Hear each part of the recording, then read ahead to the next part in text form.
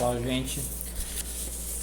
Olha só, nós vamos tratar agora nessa aula a questão das políticas públicas em educação, especificamente a questão da normatização e legislação. Eu vou dividir a minha fala, em dois momentos. O primeiro, uma pequena introdução a respeito da questão da lei e da legislação em termos gerais. Desculpem. E depois vamos falar especificamente sobre a questão das normas, normatização, legislação da educação. Em relação à lei, né, ou a legislação em geral, a gente precisa pensar em termos de totalidade, juntando várias informações que nós já temos. Falando a respeito da questão do Estado, as suas funções políticas, repressiva e integradora, no tocante à lei. Então, vejam que essa discussão toda remete a esses elementos que são pregressos e que são premissas também, né? Mas a gente está trabalhando num nível de especificidade um pouco maior, ou seja, estamos sendo mais específicos, né? O que eu quero dizer com isso? Que o princípio geral em relação à legislação seria o seguinte, aquilo que nós já dissemos, só retomando e rememorando um pouco, né? A lei, do ponto de vista da sua especificidade, ela é fundamental e estruturante em qualquer modo de produção, mas no modo de produção capitalista principalmente também.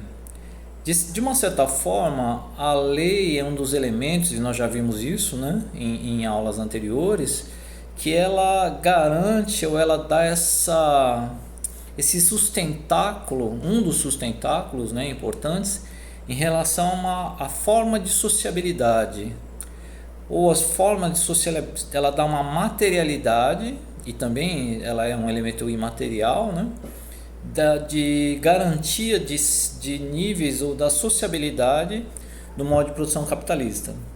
Então, em relação às muitas e certas condutas sociais, a questão da propriedade privada,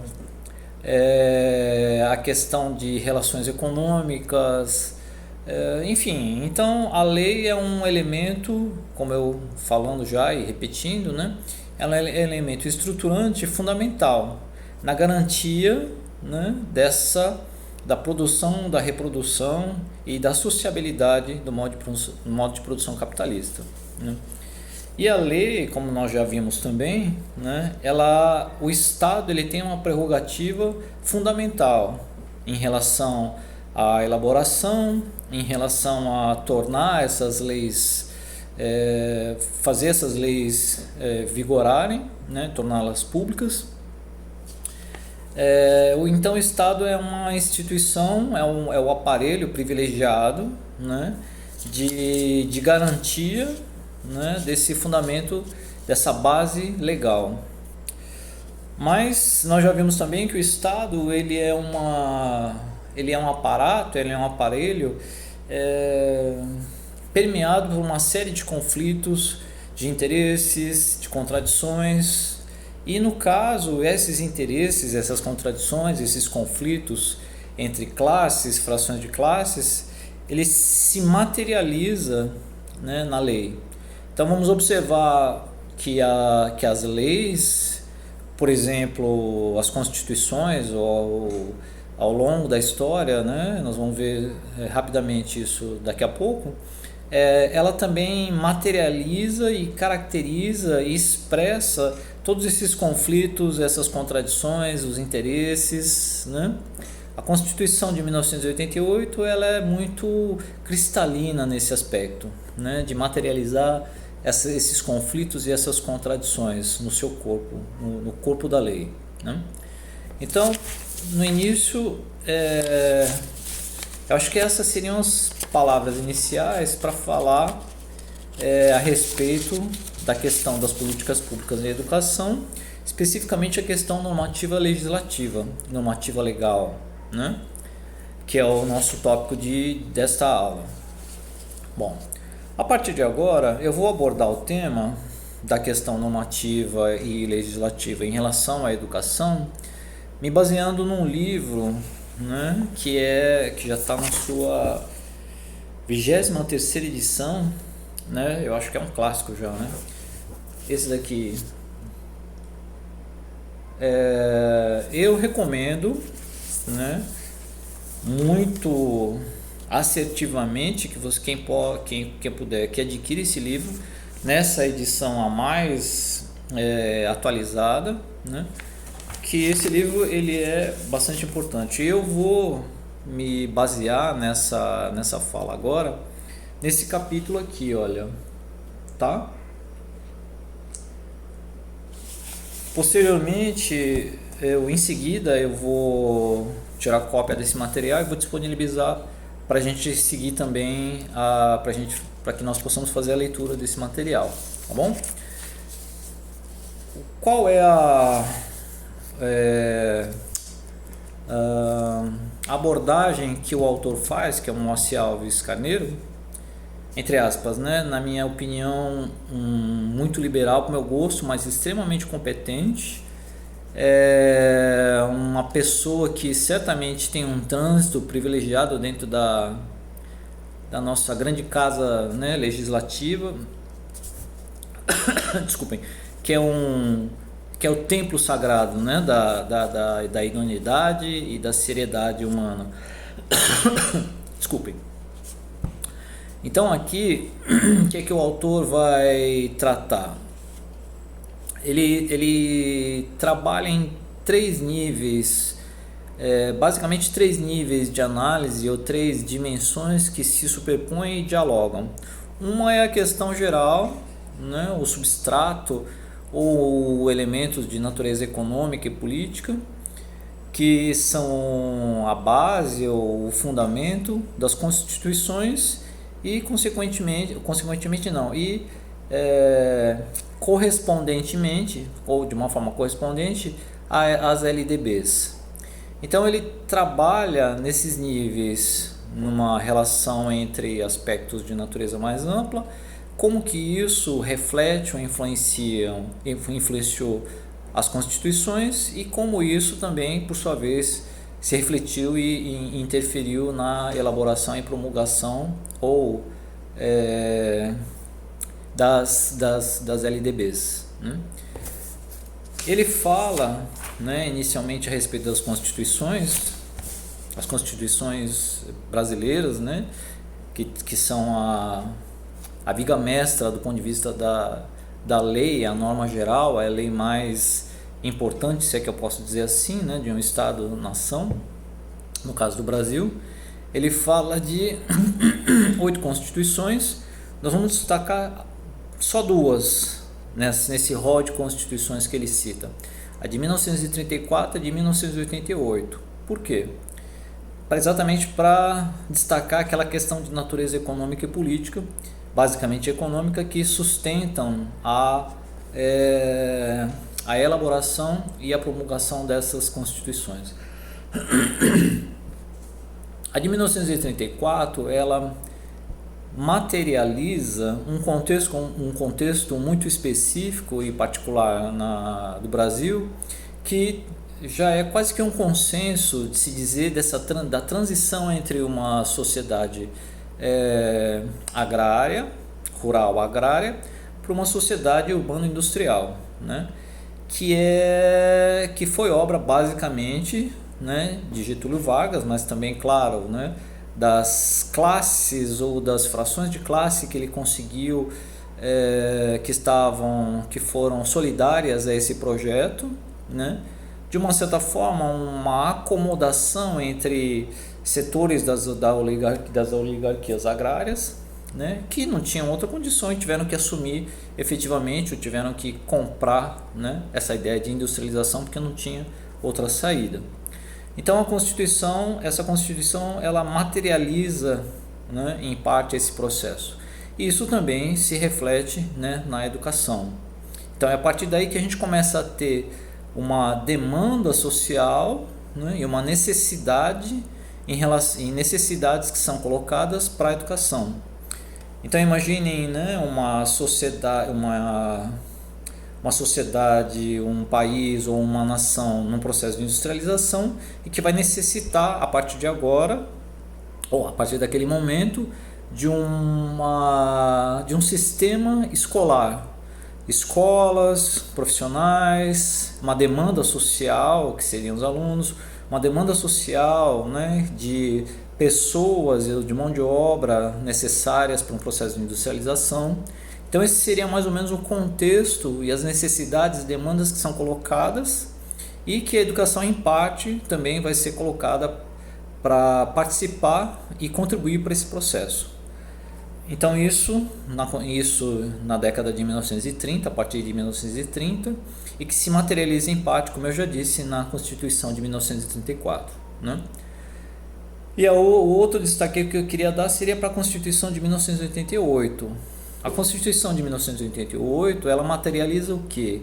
Ela expressa o quê? Ela expressa um processo de abertura política, né, decorrente de um golpe de Estado ou de uma ditadura que perdurou de 1964 até 1985, e a Constituição de 88 ela reflete uma grande parte de anseios de uma efervescência política, cultural, de novos rumos, necessidades do ponto de vista econômico, e claro, em relação à educação, né?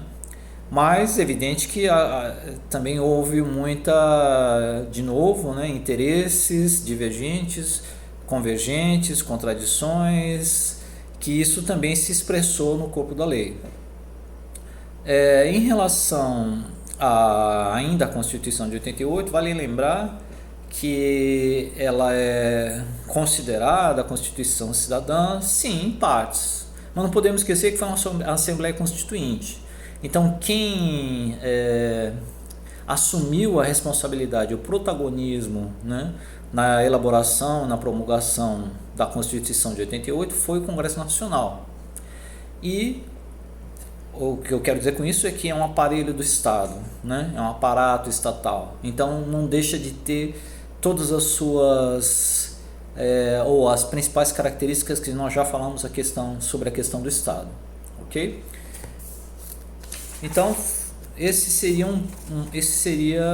seriam algumas informações ou alguns elementos, né, para a gente pensar a questão das constituições e como isso, o solo, né, econômico, político, sobre o qual elas se assentam. E agora vamos falar um pouquinho sobre as leis, diretrizes e bases da educação, né? O autor aqui, o Moacir Alves Carneiro, no livro, naquele capítulo que eu mostrei, que nós estamos seguindo, né? Aqui na página 34, no item 3, ele fala assim, olha, ele escreve assim: o substrato das várias leis, diretrizes e bases da educação, né? Que são essa ideia de diretrizes e bases, ela é gestada e pensada lá naquela época que eu disse, a partir da década de 1930, né? Com o processo de transição para uma sociedade urbana industrial, pelo pensamento liberal, né? Por uma ideia de democracia liberal burguesa, né? Que se reflete em relação à educação. Então a ideia de uma educação em termos nacionais, uma ideia de educação em termos universais, uma ideia de educação em termos públicos, ou melhor, pública, né? Universal, gratuita, laica, etc.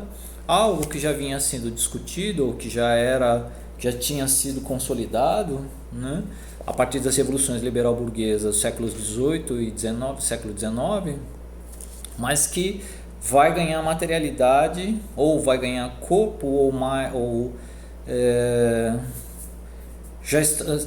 a encontrar as condições, né, para que elas se tornem reais aqui no Brasil a partir de 1930. E aí vem essa ideia de diretrizes e bases de uma educação que seja nacional, né? Ou seja, para todo o território, para o Estado-nação Brasil, né? E aí a ideia de uma lei que organize essas diretrizes e bases, né? Foram 3 leis LDBs, segundo o autor, né? A primeira foi a Lei 4.024 de 20 de dezembro de 1961, que passou por um processo muito longo, né, de elaboração, cuja origem foi em 1948 e ela só foi promulgada em 1961, para vocês terem uma ideia, né? Foram 8 anos e meio, né, de trâmite, de discussões, e que, de novo, aquelas questões, né, colocadas sobre interesses, contradições, né, certamente aconteceram, né? A segunda lei de diretrizes e bases foi a 5692/71, 5692 de 1971, no auge do regime militar, né, no auge da ditadura militar imposta, né, por um golpe de Estado, que oficialmente foi denominada de Lei da Reforma do Ensino de Primeiro e Segundo Graus. Na época, a educação básica, o que para nós seria educação básica, corresponderia, grosso modo, ao primeiro e segundo graus. Dentre outras, né, alterações ou modificações, principalmente a reforma universitária, ou a universidade é que também sofreu ou foi tocada, né, pela Lei de Diretrizes e Bases de 1971. E a terceira, né, que vigora até hoje, é a Lei 9.394 de 1996, que é a terceira LDB. Também passou por um processo bastante longo de elaboração e de tramitação até a sua promulgação em 1996. O trâmite, né, da LDB começou em 1988 e ela só foi promulgada em 1996. Aqui eu acho que a LDB atual, ela materializa, ela expressa exatamente todos esses processos. Passou por vários governos em nível federal, e para cada governo e para cada contexto que acontecia, isso refletia mudanças, né, na LDB. Na minha opinião pessoal, ela se inicia com um projeto muito interessante, né, resultado de discussões e de anseios, né, de setores progressistas que estavam organizados em torno do Fórum em Defesa da Escola Pública, Fórum Nacional em Defesa da Escola Pública, né, que agregava e congregava uma série de instituições, organizações, partidos, personalidades, entidades da área da educação, entre elas a SBPC, e que formou vários congressos, né, na área da educação, e que tinha uma visão muito progressista, muito interessante em relação à educação. Esse projeto inicial, ao longo do tempo, ele foi sofrendo cortes, se é que eu posso dizer assim, né? Foi sofrendo ataques, né? Talvez uma palavra um pouco mais forte, mas reflita bem talvez o que tenha acontecido. E o final, na minha opinião, um pouco decepcionante. A LDB, embora ela ainda de 1996, né, ela ainda tenha elementos bastante interessantes, né, que de uma certa forma também refletem, né, a Constituição de 88, mas ao longo de todo esse processo de tramitação e de elaboração, ela vai sofrendo, como é que eu posso dizer, ela vai inclinando para a direita, vai usando uma metáfora, né? E aí nós temos essa LDB de 1996. E para complementar, né, depois de 1996 até hoje, já também houve muitas mudanças no corpo da lei, né, e muitas alterações, né, e que também refletem a conjuntura, os momentos pelos quais, né, a nação, o país e o mundo vão passando, né. e que se materializam em parte na LDB e consequentemente no sistema escolar, na educação escolar. Só retomando então de que em termos de legislação, né, nós temos a Constituição Federal, nós temos a infralegislação, as legislações que são secundárias, e a LDB é a mesma coisa, né? De uma certa forma, a LDB é a nossa Constituição da área da educação, né? E a ela existem outras leis também que são secundárias ou que necessariamente tem que se remeter a ela. Ok? Basicamente seria isso.